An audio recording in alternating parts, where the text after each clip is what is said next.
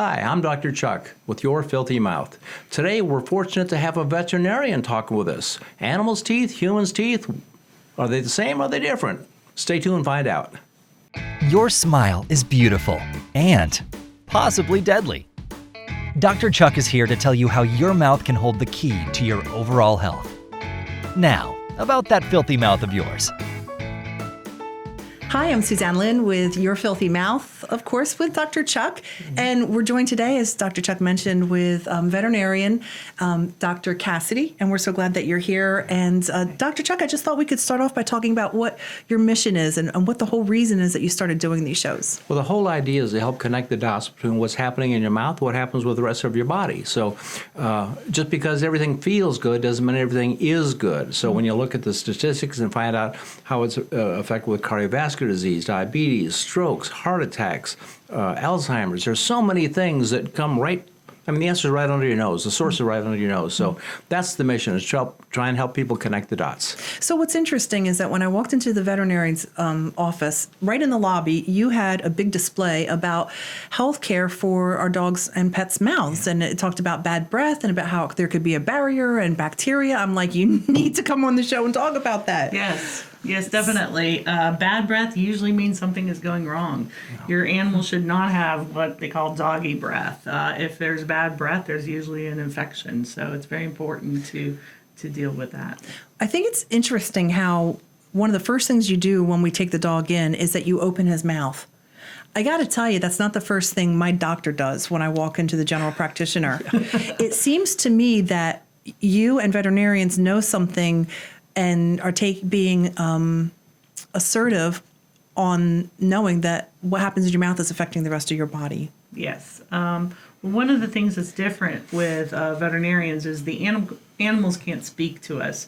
So we have to go on our physical exam, and we use that a lot in trying to figure out what's wrong. So part of the annual wellness is, from nose to tail, we're going to look at every part, and I'm always start with the mouth. And, that definitely gives me a good idea of what's going on with the rest of the body, because as Dr. Chuck said, it can affect the cardiovascular system. It can affect, in animal, we see kidney disease and liver disease with it. So I always make sure I check that. What's interesting, you said you're looking for bad breath. Yes. That's the number one cause for bad breath in people, is periodontal disease, gum infections going on. Yes. And again, just because it doesn't hurt doesn't mean you don't have bad breath. Yeah.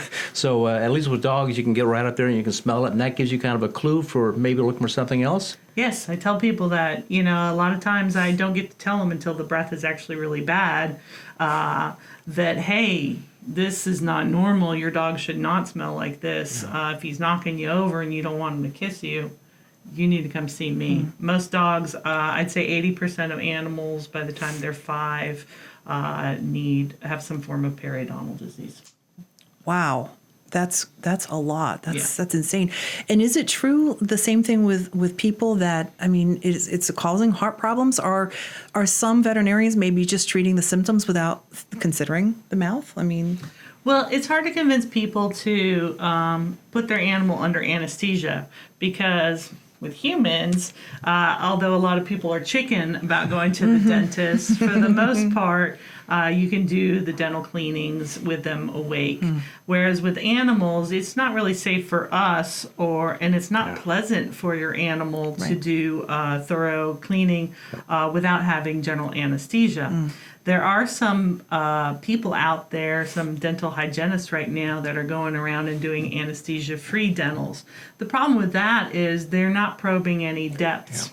And so they're not finding out if there's any periodontal disease. In fact, they can be making the problem worse by scaling the animal's tooth, causing little microscopic scratches in the enamel and not even polishing afterward, and therefore that animal ends up getting plaque attaching more quickly, getting tartar, and then the periodontal disease continues. So I try and let people know that, I'm not just cleaning the teeth. We call it a complete oral health assessment and treatment, because we have to assess what's going on in the mouth before we can do a treatment. And I'm sure that's the same as what dentists do. Absolutely. The mouth is the front door of the body. Yeah. And One of my things I generally say is physicians are real quick about recommending get your back door checked. You need a colonoscopy, right? But what about your front door? This is where everything is coming in. We have a couple of windows right here. We have a front door. And this is where so much of the stuff is coming in. I know with animals, you want to be able, with people, you want to be able to, when you do that hygiene visit, when you do that cleaning, you want to be thorough with what you're getting out. You don't want to leave half the stuff in there, especially if it's under the gums. Because if you don't see it, that doesn't mean it's not there, and it's causing a lot of issues. The same thing is true with people. A lot of times people will come in and say, I know I've got gum disease, but I just want a regular cleaning. And we won't do that because it's just above the gum and you're leaving so much under the gum, which is the source. This is the same source. I mean, there's no difference between animals and people. It's the same source of bacteria getting into the bloodstream and then going to the kidneys, going to the heart, going to the liver, going through the whole body. So there's so much we have in common. I was going to say, one of the shows we did was talking about how mouth bacteria has been found in autopsies from Alzheimer's patients. It's been found in fetuses, in miscarried fetuses, and with heart problems and everything. I mean, is it the same thing with animals? I mean, is that how important mouth care is, that it can actually travel through the bloodstream and cause these problems? It can travel through the bloodstream and cause these problems. Most people don't go and autopsy their animals or necropsy their animals. But I can guarantee you, if I see a small dog with horrible teeth, I know there's going to be a heart murmur, and that animal is going to die of heart disease or kidney failure, period. That's a biggie. I think that's a mic dropped right there. Yeah. And are people as important as pets? And that's a question we have to say. I think people are as important as pets, and we need to be thorough, because if you can notice that and you know what the outcome is going to be. Oh, I know, because they have a shorter lifespan. So I'm seeing it more often. Yeah. What do you require? Like, what is your standard as far as health care, mouth care for your pets? So, veterinary dentist, I'm not a specialist, but I'm a general practitioner, but a lot of my practice is dentistry. And it's recommended to brush their teeth daily, actually. Daily? Yeah, you're supposed to. People don't even brush their teeth daily. Right? Well, it takes, plaque builds up within 24 hours, right? Absolutely. Wow, Absolutely. even for pets. I mean, even for pets. There's nothing different. But I notice a difference. I'll have some people that maybe brush their pets' teeth 2 or 3 times a week, and I can actually tell. And so a lot of times people get a kick out of it, because I'll look in there and I'm like, oh, you're brushing your pet's teeth. And they're so proud of themselves because, yes, they are brushing their pet's teeth. So really, I mean, we talk about our fur babies. We should be taking care of their mouths as much as we take care of our babies. Right. Brushing the teeth for them. Yes, you can. They don't have thumbs. They can't hold toothbrushes. That's true. Yeah. So how do you teach a dog or the owner how to brush their teeth? Well, you want to be slow about it. You're not going to pry a dog's mouth open, get every nook and cranny. The other thing is dogs and cats are more carnivorous, so they don't have flat surfaces like humans. They have more of a scissor bite, so when they chew, they're scissoring their food. So we don't have to, and then generally their teeth are spaced well enough that you don't have to floss. So that makes it easier in that respect. No water irrigation needed. No water irrigation, no flossing. No disclosing tablets. It's very simple. So, yeah, you can do that. We have done that. Those are fun. You've done disclosing tablets on pets? Yeah, they're fun. How do you know if you've gotten all the plaque off? Same as people. Yeah. So I did not expect this to go this direction. I got to be honest with you. This is great. Yeah. It is very similar. But yeah, just introduce them. We have doggy toothpaste. It's poultry flavored or beef flavored, so it's flavored for the dogs. Wow. It is an enzymatic toothpaste. We don't do fluoride because they can't spit their fluoride out, so we don't want to give them fluoride toxicity by having them eating the fluoride. But even mechanically, just abrading or wiping the dog's mouth with a wet washcloth does wonders. Yeah, and it gets them used to working in their mouth a little bit. I think that's a lot of it. It's just getting used to that. It's not going to hurt them. No, it won't hurt them. And everybody goes, oh, they won't let me brush their teeth. And I'm like, no, because you're coming at it too quickly. You have to, let them lick the toothpaste. Maybe lift the lip and rub a little bit. The next day, a little bit more. And you don't generally have to open their mouth that wide. You can actually kind of hold their little snoots and do it this way. Cats are trickier, though. We're going to bring the cat to you to do it, right? She's got a mind Cats of her are own. trickier. Yeah. Do you have a certain technique as far as, up and down, round and round? What's, You just tie. get in there. Just get in there. Just get in there. Disrupt that plaque. Yeah. It's not much different with children either, because when you're starting brushing a child's tooth, you do the exact same thing. You kind of get in there a little bit, get them used to your finger or something else, a small toothbrush in there. And if a child has a cavity before the age of 6, it's the parent's fault, period. Because the child doesn't buy the food, the child doesn't brush their teeth. Well, I know. Yeah. Think about that. I know. Think about that. He has he doesn't hold anything back. So, It's, you got to be honest with this stuff. Yeah. So I'm lucky my daughter's 16. She's got no there you go. There you go. But if we can do it with children, we can do it with pets. Look at all of the, not just the cavities we're going to prevent, or not just the bad breath that we're not going to have to put up with, but the other issues that go on. Like you said, a heart murmur, the dog's dying prematurely. Yeah. They are. And kids grow up into adults, and they have a lot of these same type of cardiovascular issues, diabetic issues. So it's there's a lot of similarities. We can't ignore that. Dr. Chuck, can you go over some of the stats as far as like 50% of heart attacks and things like that? Because I think it's... Well, it is. And start off with the fact that, number one, 90% of dental infections have zero pain. You don't even know what's going on. Gum disease doesn't hurt. I've had patients where they breathe out, the teeth move out, they breathe in, the teeth move in, it's that loose, and there's no pain. So you think everything is okay, but it's not okay. So 90% have no pain. According to the experts, there's about 600,000 deaths a year in the United States from heart attacks. The experts say 40 to 50% of those have an oral origin on that. It comes from dental disease, whether it's either from the gums or the teeth. That's about 300,000 deaths. 50,000 people die a year from pancreatic cancer. That's horrible.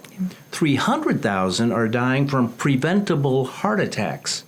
That's a tragedy. That's a tragedy right there. And it's people look at it as a statistic, but we have to realize those are 300,000 tragedies, because it doesn't affect just one person. It affects the entire family. Quite frankly, most physicians don't ask about the mouth. They said the dentist has it covered. Well, that's fine, except for the patient that does have the cardiovascular problem. Rather than treating them with the medications and the treatment you're doing, why don't we try and get to the source? Because sometimes the source is right under your nose, just like with pets. I mean, the source is right under their nose. And we have to be proactive on this, not just reactive on it, but proactive. So there's so many things about a healthy mouth that are just, that's our mission, is to try and connect the dots between here and your heart, between here and your brain, between here and your whole body. So can an infection in your foot kill you? Yes, it can. It goes into the bloodstream. I mean, with animals, same thing? Yeah. Infection in the mouth can definitely do it. And the thing is, every time they chew, that bacteria is liberated into the bloodstream. Same with people. Yeah. Same with people. And same thing as far as not really having a barrier that we talk about. The animals don't have a barrier. No, and I'm repeating myself. But in dental school, we even asked the instructors, what about the bacteria in the mouth? Isn't it going to get into the bloodstream? They said, well, no, there's an oral barrier. Well, now they're finding, just like there's a blood-brain barrier, there's a placental barrier. Well, if they're finding oral bacteria in the brains of Alzheimer's patients, that's not much of a blood-brain barrier. If they're finding oral bacteria in fetuses and in stillborns, there's not much of a placental barrier. And there is no oral barrier. Once it gets into your bloodstream, it goes everywhere. Yeah, I just actually read an article about them finding mouth bacteria in stroke patients. So, I actually use that example when I talk to people about their animals. It's the same thing. So, yeah. It's just they've got 4 legs, we've got 2. But it's the same thing. And them getting sick and having heart problems and cancer is devastating for having family members, to be honest. Pets are family members. I mean, they're not just someone in the corner. You get attached to them, and you don't want them to go. Especially if it's preventable. Yes. So, well, Dr. Cassidy, thank you so much. I mean, for having that display in your lobby that's really getting people's attention. Good. And I'm glad you noticed. yeah, absolutely did. And the fact that, you pop Toby's mouth right open and it draws a comparison to my general practitioner who never asks about my mouth and is quick to treat symptoms. Yeah, you have to, in human medicine, you have to open your mouth and you have to talk to your doctor and you have to say what's going on because that's how they're taught. We're rational beings. We can take care of ourselves. It's no excuse when we don't take care of ourselves. It's our own fault. But these poor animals, I'm their voice. So when I say, this is going on, it's because I've been trained to read their body language, to do the physical exam, because they don't have a voice. And so I can help translate that for you so things can get done for their health care. Awesome. And if anybody wants to contact you, Dr. Cassidy, how can they do that for questions? I'm at Eustis Veterinary Hospital. We have a website, eustisvet.com. And if you feel like typing out a question, we get it faxed to us, or you can call us at the clinic. Want the phone number? Yeah, sure, absolutely. Yeah, 352-357-6688. Awesome. So, yeah. Thank you. Fantastic. Yeah, Dr. Chuck, thank you. I'm glad that we were able to have a guest on. And thank you very much. Yeah. We have the same mission. Yes, we It's do. the same mission. Yeah, same mission. So thank you. All right. Definitely. Well, we'll catch you next time on Your Filthy Mouth. This has been Your Filthy Mouth, a weekly podcast about how what happens in your mouth affects the rest of your body. This is important information, so please share it with your friends. Don't forget to hit the subscribe button on YouTube, iTunes, and all the other podcast sites. And drop by yourfilthymouth.com to ask Dr. Chuck a question or find dozens of links to information about oral systemic health. We'll talk to you next week.